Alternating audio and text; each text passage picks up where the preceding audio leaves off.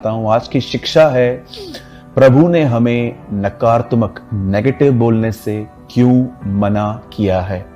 मैं उम्मीद करता हूं आज का वचन आपको बहुत ब्लेस करेगा। एक वचन मैं इस समय आपके सामने रख रहा हूं। हम पढ़ रहे हैं याकूब की किताब का 3 अध्याय और उसका 10वां वचन। इसमें लिखा है, एक ही मुंह से धन्यवाद और श्राप दोनों निकलते हैं।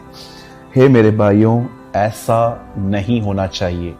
आपने पवित्र शास्त्र बाइबल को, कलाम मुकद्दस को पढ़ते समय एक बात देखी होगी, उत्पत्ति से लेके प्रकाशित वाक्य तक बाइबल हमें बार बार ये कहती है कि ध्यान दो कि आप क्या और किस तरह बोल रहे हो। बहुत बार हम ये नहीं जान पाते हैं कि परमेश्वर हमें क्यों कह रहा है कि अपने मुंह से नकारात्मक नेगेटिव बातें मत कहो। मैं बिलीव करता हूं आज का वचन बहुत सारी बातें क्लियर करेगा। आप जानते हो, बाइबल मुकद्दस कहती है एक टाइम ऐसा आया जब परमेश्वर के लोग गुलामी में थे।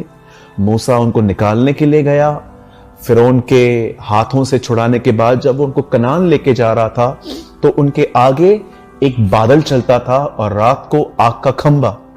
आप जानते हो, जहां जहां ये बादल चलता था वहां वहां मूसा और मूसा के पीछे इजराइल के लोग जाते थे।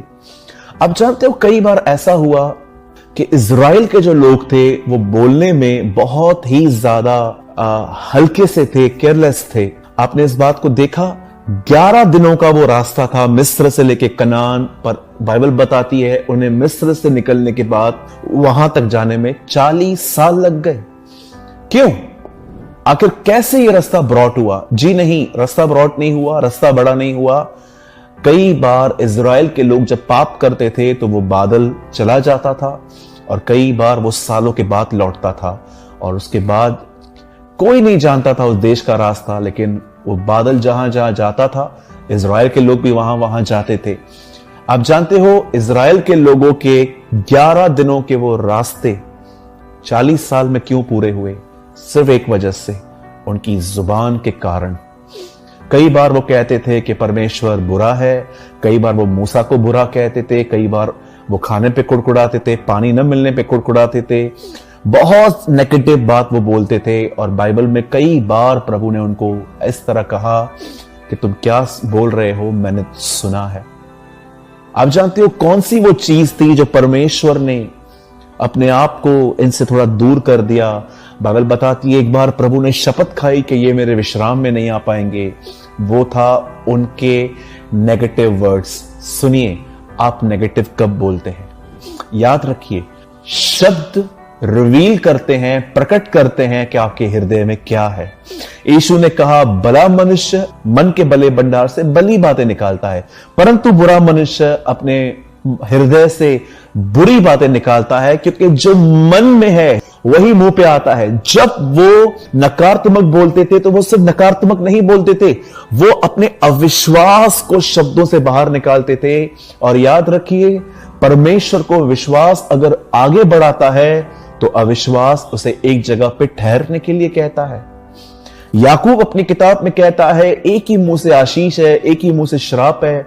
ऐसा नहीं हो सकता। एक ही मुंह से कई बार हम विश्वास करते हैं, एक ही मुंह से कई बार हम अविश्वास दिखाते हैं।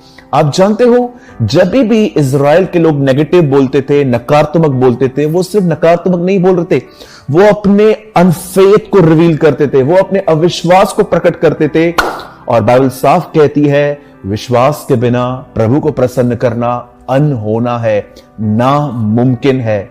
आप जानते हैं, एक दिन एक व्यक्ति बहुत दुआएं करता था और दुआ करने के बाद वो अपनी औलाद को प्रभु से मांगता था कि मुझे बच्चा दे। एक दिन प्रभु ने डिसाइड किया कि वो उसे बच्चा देंगे और बाइबल बताती है जैसे फरिश्ता आया, स्वर्गदूत आया, उसने कहा, मैं तेरे लिए एक समाचार लाया हूं, तो एक बेटा जन्मेगा, तो उसका नाम ये रखना, उसकी ये लाइफस्टाइल होगी, ये उसकी मिनिस्ट्री होगी। सब सुनने के बाद जकरिया ने कहा, मैं ये कैसे मान लूं? उसी समय बाइबल बताती है कुछ पल बाद वो गूंगा हो गया। क्यों? क्योंकि वो अपने अविश्वास को प्रकट कर रहा था। याद रखिए, विश्वास और अविश्वास शब्दों से बयां होता है। आप जानते हो, जब आप अपने मुंह से ये कहते हो जैसे कि यीशु मसीह के सामने शैतान आया, उसने कहा पत्थर को रोटी बना, यीशु ने कहा लिखा है। अगर आप अपने मुंह से वचन कहते हो, आप पवित्र आत्मा को इनवाइट करते हो कि वो आपके जीवन में काम करे।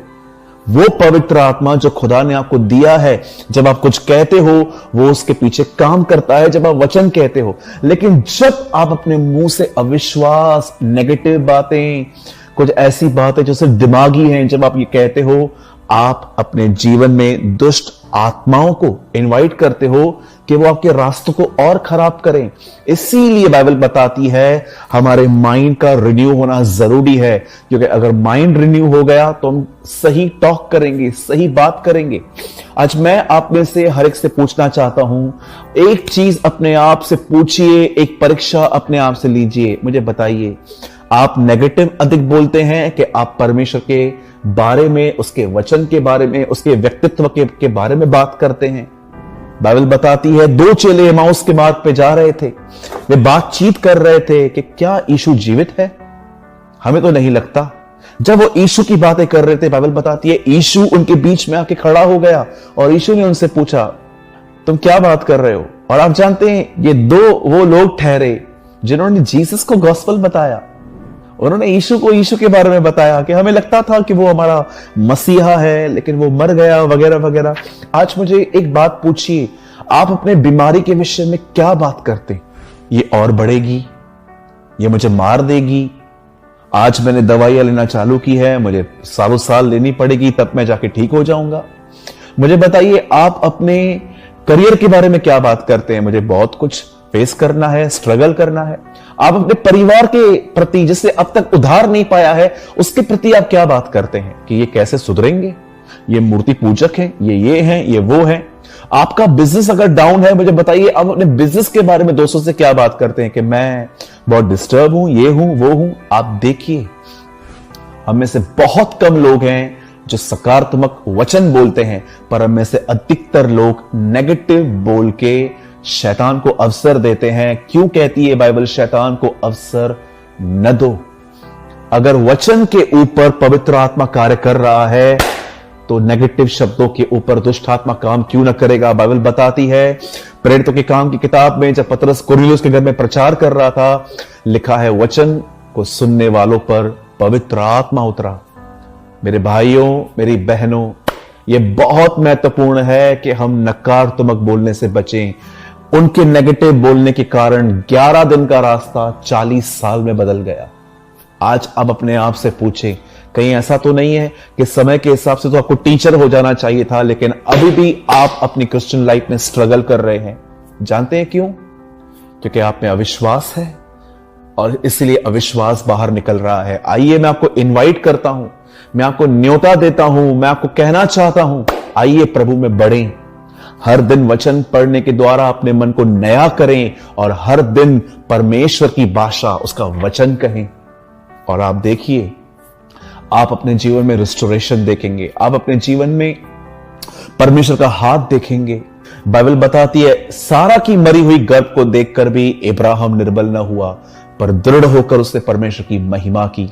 मेरे भाइयों, मेरी बहनों, मुझे लगता है ये पूरा साल हमें अपने आप को शिक्षण देने की जरूरत है कि हर समय धन्यवाद, स्तुति, परमेश्वर की महिमा, उसका वचन हम किस तरह कन्फेस कर सकते हैं, क्योंकि यही हमारे लिए उचित है।